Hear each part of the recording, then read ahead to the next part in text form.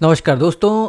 अभी इस आज के इंडिकेटर में हम बात करेंगे दो काइंड ऑफ मूविंग एवरेज। एक है एलएसएमए जो कि लीस्ट स्क्वायर्ड मूविंग एवरेज, और एक दूसरा मैकगनले डायनेमिक। अब देखिए, लीस्ट स्क्वायर्ड मूविंग एवरेज जो है एक तरीके का ईएमए है। इसके सेटिंग्स में अगर जाएंगे तो सेटिंग्स में अभी आप 21 पीरियड का मूविंग एवरेज हमने सेट कर रखा है। ये बाय डिफ़ॉल्ट है, इसको चेंज भी कर सकते हैं, बट ठीक है अभी के लिए वो रखता है। सेटिंग्स में जाने की ज़रूरत नहीं क्योंकि उस पर बहुत सारे कॉम्बिनेशंस होते हैं, फिर वो वीडियो लंबा हो जाएगा। अच्छा, उसके बाद एक है मैकगिनली डायनेमिक। मैकगिनली डायनेमिक एक तरीके का आपका ईएमआई ही है या सिंपल मूविंग एवरेज है। ये एक एक्सपोनेंशियल मूविंग एवरेज की तरह काम करता है। कौन सा? Least squared moving average. जबकि मैकगिनले डायनेमिक आपका एक सिंपल मूविंग एवरेज है। एक तरीके से आप मान लीजिए, जो हम लोग जनरली आपने अगर सुना होगा 200 डे मूविंग एवरेज, ये उस तरीके से काम करता है। बट इसके बारे में अगर बताऊं तो ये जो है मैकगिनले एक मार्केट के टेक्नीशियन थे, 1990 में बनाया था इन्होंने। बेसिकली इसको ईएमए से ही इम्प्रोवाइज़ करके या एसएमए को इम्प्रोवाइज़ करके, जो उसमें लैग के इश्यूज़ थे, क्योंकि जनरली आपके इंडिकेटर्स, आपके ऑसिलेटर्स लैगिंग इंडिकेटर कहलाते हैं, तो इन्होंने उस प्रॉब्लम को सॉल्व किया और इसको बनाया है। तो ये बेसिकली जो लैगिंग इशू है उसको सॉल्व करता है। और ये अगर मैंने इसको भी डेली चार्ट सेट कर रखा है, मैं रेल विकास निगम लिमिटेड कर रखा है। मैं उसको, आप चाहेंगे तो कोई और स्टॉक ले लेते हैं, वरुण बेवरेज ले लेते हैं, लेकिन रेल विकास थोड़ा सा ट्रेंडिंग चल रहा था तो मैंने उसको लिया। अच्छा, क्यों लिया? अब ये स्टॉक, अब मैं आपको हर वीडियो में समझाता हूँ कि टेक्निकल इंडिकेटर्स, एक टेक्निकल इंडिकेटर आपके सारे स्टॉक्स पे काम नहीं आएगा। आपको उस टेक्निकल इंडिकेटर के क्वालिटीज़ को देखते हुए वो कहाँ फिट बैठ सकता है वो चूज़ करना है, और फिर उसको वैसे अप्लाई करके, अगर आप उसमें स्ट्रेटजी लगाना चाहते हैं लगाएं, फिर उसको एल्गो ट्रेडिंग में यूज़ करना चाहते हैं फिर वो कर सकते हैं। उसके एन नंबर ऑफ़ यूसेज होते हैं, लेकिन सबसे पहला होता है कि इंडिकेटर को समझना, और दूसरा स्टेप होता है कि इंडिकेटर किस में अप्लाई कर सकते हैं वो जानना। ये दोनों दोस्तों बहुत ज़्यादा क्रिटिकल चीज़ें होती हैं। ठीक है, अब मैंने आपको ये तो समझा दिया कि लीस्ट स्क्वायर्ड मूविंग एवरेज एक तरीके से फास्ट मूविंग एवरेज की तरह काम करता है, जो कि आपका एक्सपोनेंशियल मूविंग एवरेज भी कहलाता है, की तरह काम करता है। दूसरा है आपका 200 डे मूविंग एवरेज, जो कि मैकगनले डायनेमिक। अब इसको यूज़ कैसे करना है? नॉर्मल क्रॉसओवर की तरह यूज़ करना है, बट इसमें चूँकि ये क्रॉसओवर होगा नहीं, इसको एक सपोर्ट चैनल की तरह यूज़ करना है या सपोर्ट लाइन की तरह यूज़ करना है। मैं इसको आपको छोटा करके दिखा रहा हूँ। रेल विकास निगम लिमिटेड, बेसिकली रेल विकास निगम लिमिटेड जब जब इसको क्रॉस किया है तब तक बियरिश ट्रेंड आने के चांसेस है। अगर आप इसमें आरएसआई लगा देंगे तब भी आपको पता चल जाएगा, बट मोटा मोटा मैं सिर्फ दो इमेज या एसएमएस ड्रॉ करके आपको समझाना चाहता हूँ, इसलिए मैंने कोई तीसरा इंडिकेटर या कोई ऑसिलेटर यूज़ नहीं किया। ठीक है, तो बेसिकली ये एक सपोर्ट लाइन है।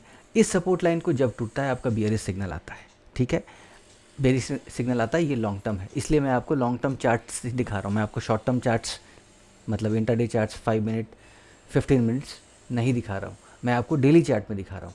चाहे ये स्टॉक ले लीजिए, और कोई भी ट्रेंडिंग स्टॉक अगर लेना है तो और कोई ट्रेंडिंग स्टॉक मैं आपके लिए मान लो लेता हूँ, टाटा टेक्नोलॉजीज ले लेते हैं। टाटा टेक्नोलॉजीज़ भी अगर आप देखेंगे, जब इसने ये तोड़ा, कौन से, ये जब तक इसको, इस लाइन, आप रेड लाइन समझ रहे हैं, रेड लाइन से नीचे जब मार्केट प्राइस जाता है तब बियरिश हो जाता है।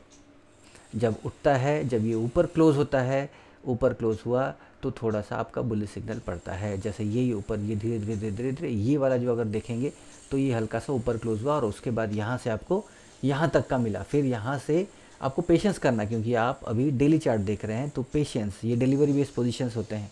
अब आप कहेंगे डिलीवरी बेस्ड पोजीशंस में हम इसको लेंगे कैसे?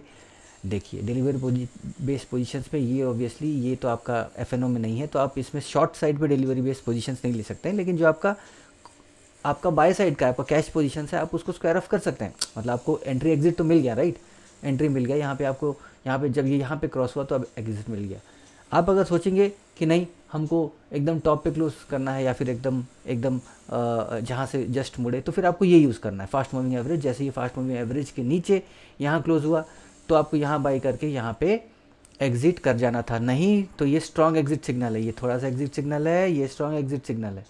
समझ में आया दोस्तों? ऐसे ट्रेड करना है। अगर सिर्फ एसएमए बेस्ड ट्रेड करना है तो आपको एक सपोर्ट एक लॉन्ग टर्म मूविंग एवरेज को सपोर्ट की तरह देखना है, फास्ट मूविंग एवरेज को ट्रेंड की तरह देखना है, उससे ट्रेंड आइडेंटिफाई करना है, जहाँ क्रॉसओवर होता है आपका वहाँ पे ट्रेंड रिवर्स होता है। जैसे कि ये बुलिश ट्रेंड में रिवर्स हुआ, ये बेयरिश ट्रेंड में रिवर्स हुआ। ये हम टाटा टेक्नोलॉजीज देखे। टाटा टेक्नोलॉजीज़ के अलावा मैंने आपको आरवीएनएल भी दिखा दिया। आरवीएनएल के अलावा और कौन सा स्टॉक देखना है, अब और कौन सा स्टॉक देखना है, और कौन सा, चलिए अल्काइल देख लेते हैं।